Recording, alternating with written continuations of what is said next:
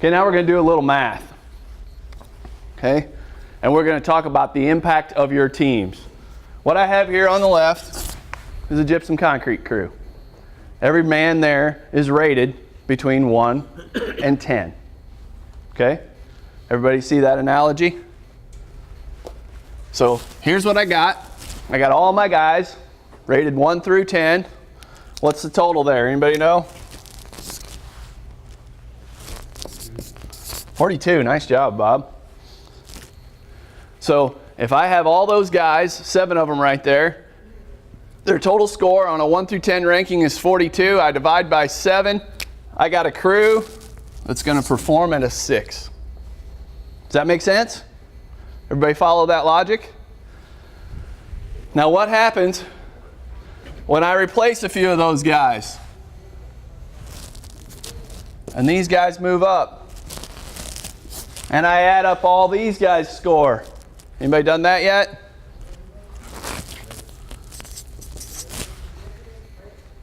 $56. Okay. And those 7 people divided in there, their average score is now a what? An 8. I'm not a math major. When I'm from Missouri, I have to take off my shoes to do really complex math. But on a scale of 1 to 10, a 6 and an 8, we just made, by replacing 3 guys, we just made how much improvement? 20%. 20% improvement. Holy cow. Just like that overnight. We're freaking geniuses. We got the answer. Let's go home. Does it really work this way in the real world? No. No, it doesn't. It's not this simple, okay? The sum of the parts does not equal the whole.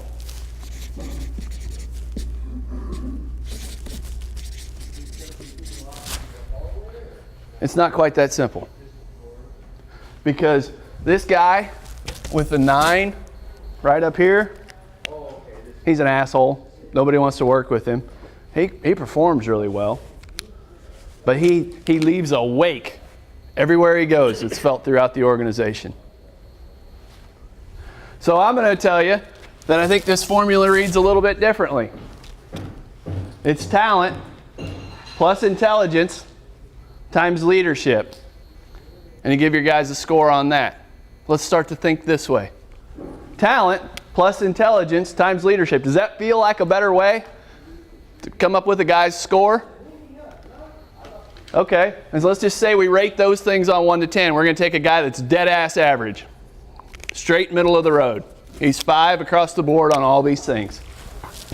We got a 5 here, plus 5 here, times 5 here. Anybody know what his score is? 50. Okay? There's our guy that's got a 50. Now if you start thinking about your crew a little bit, start thinking about your guys, start doing a little math in your own head. Hold on, let's see. What's their talent level plus their intelligence times their leadership? Now that starts to tell you something a little bit, right? And we rank all those things on a scale of 1 to 10. Does that start to make a little bit more sense of the way of looking at things? Okay.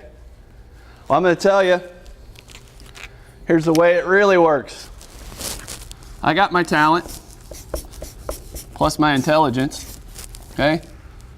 And I go times leadership, and I multiply that times attitude. Now you're getting somewhere. I take that talent, intelligence, I take it times the leadership, and I go times attitude. So I'm going to rank this on a scale of 1 to 10. I'm going to rank this on a scale of 1 to 10. I'm going to rank this on a scale of 1 to 10. And I'm going to rank this on a scale of minus 10 to 10. Can you have negative talent? Is that possible? To have negative talent? No. Is it possible to have negative intelligence? No. Is it possible to have negative leadership ability? No.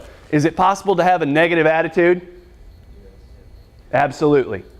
I'm going to tell you the worst thing that you can have is high talent, high intelligence, high leadership ability, and a negative frickin' attitude. If I'm a 10 plus a 10, I'm awesome, right? I'm a 20. I'm going to multiply that times 10 again. I'm 200.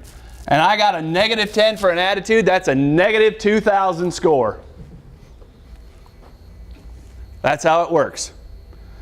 If I have a positive attitude, even if all these are ones all the way across, I'm still going to end up being this, a net contributor. I'm putting it in the positive. Does that make sense?